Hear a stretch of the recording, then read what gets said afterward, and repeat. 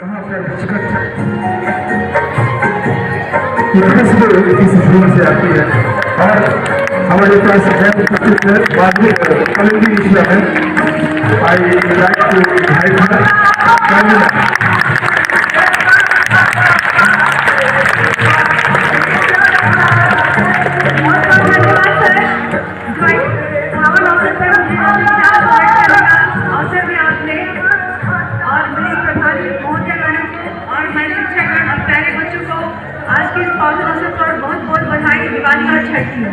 तो जैसा कि आप जानते हैं, दिवाली के बाद हम छठ मनाते हैं और छठ हमें क्या संदेश देता है? हमें गरीब अमीर के फर्क का संदेश,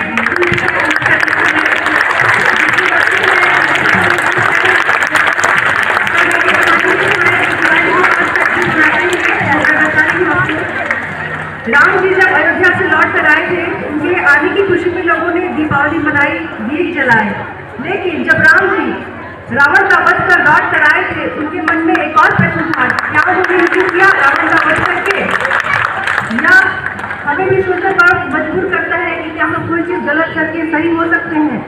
तो राम तो भगवान थे, उन्होंने रावण का वध करके प्रायश्चित करने की कोशिश की और अपने ऋषि मुनियों के परामर्श से विचार किया कि क्या किया जाए। ऋषि मुनियों ने सलाह दी कि आप एक यज्ञ करें और राजा राम ने ऋषि को बुलाया। ऋषि मुद्गल ऋषि को अपने आश्रम में बुलावा, लेकिन ऋषि तो ऋषि होते हैं, उन्होंने कहा कि नहीं, आप सीता मैया को लेके मेरे आश्रम में ही चले आए। और राजा राम अपनी सीता माता को लेके ऋषि मुनि के आश्रम में पहुंच जाते हैं। उस समय ऋषि कहते हैं उनके आदेश से, अगर इस पाप का प्रायश्चित करना चाहते हैं आप, तो 4 दिन का ये व्रत है जिसे छठ कहते हैं, इसे सात्विक मन से कीजिए। इससे आपके कष्ट और जितने भी होंगे दोष आप मुक्त हो जाएंगे।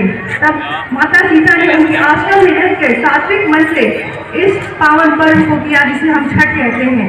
और सात्विक मन से किया, सात्विक भोजन किया। सात्विक क्यों कहते हैं? क्योंकि हमने जाना है जैसा खाए अन्न वैसा होवे मन। जैसा हम अन्न खाते हैं वैसा ही हमारा मन होता है। जैसे पिए पानी वैसे होवे वाणी। जैसे हम पानी पीते हैं वैसी ही हमारी वाणी होती है। और सीता माता ने विकसित सात्विक मन से बिल्कुल इस पावन पर्व को किया और धीरे धीरे उनके दोष पाप मिटने लगे। एक और कथा प्रचलित है महाभारत काल में। जब तो रामायण काल की कथा थी, एक महाभारत काल में भी बहुत अच्छी कथा है जो कि हमारे क्लास का कक्षा का छात्र पीयूष आपको बताएगा। आइए पीयूष।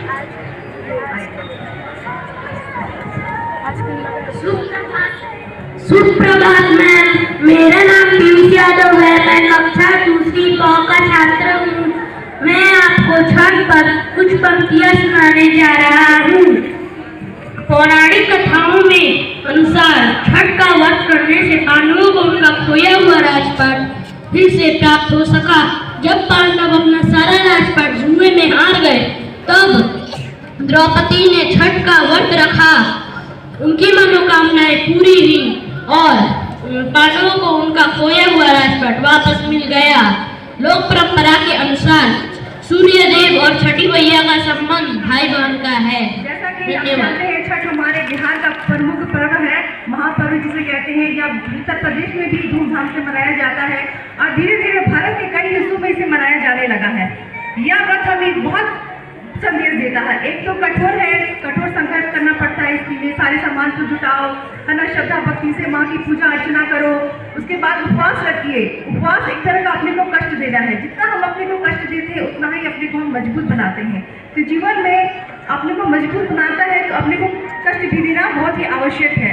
हम तो सुविधाओं में पले बड़े हैं, हर बच्चे को सुविधाएं पसंद लगती हैं। सुख किसे नहीं प्यारा है, लेकिन अपने आप को कष्ट देना भी बहुत आवश्यक होता है। अपने को अगर मजबूत बनाना है तो थोड़ा सा कष्ट दीजिए। और आप विद्यार्थियों के लिए तो हम यह कहते हैं कि आप अपने माता पिता की सेवा कीजिए। जितना आपको दिया जाता है टास्क, उसे परफॉर्म कीजिए, अच्छे से कीजिए। बड़ा वह नहीं जो बड़ी बातें करता है, बड़ा वह है जो काम की बारीकियों को समझता है। तो हर देखिए पर्व में कुछ ना कुछ संदेश आते हैं, बारीकियाँ सीखी जाती हैं। आप भी अपने माता पिता के साथ सीखिए। बहुत कुछ चीज़ें हैं, बच्चे अपने काम को देखकर माता पिता कहते हैं मुझे यह काम है, मुझे वह काम है, लेकिन नहीं, एक बार माँ बाप की बातें सुना कीजिए, उनकी बातों को माना कीजिए। हर कोई आपका वेल विशर ही है, कोई आपका दुश्मन नहीं है। यहाँ स्कूल में हम शिक्षक और घर में आपके माता पिता का बहुत ख्याल रखते हैं। अगर इन दोनों की बात आपने मान ली तो जिंदगी की हर वो सीढ़ियाँ आपके लिए मुमकिन हो जाएंगी। बहुत बहुत धन्यवाद।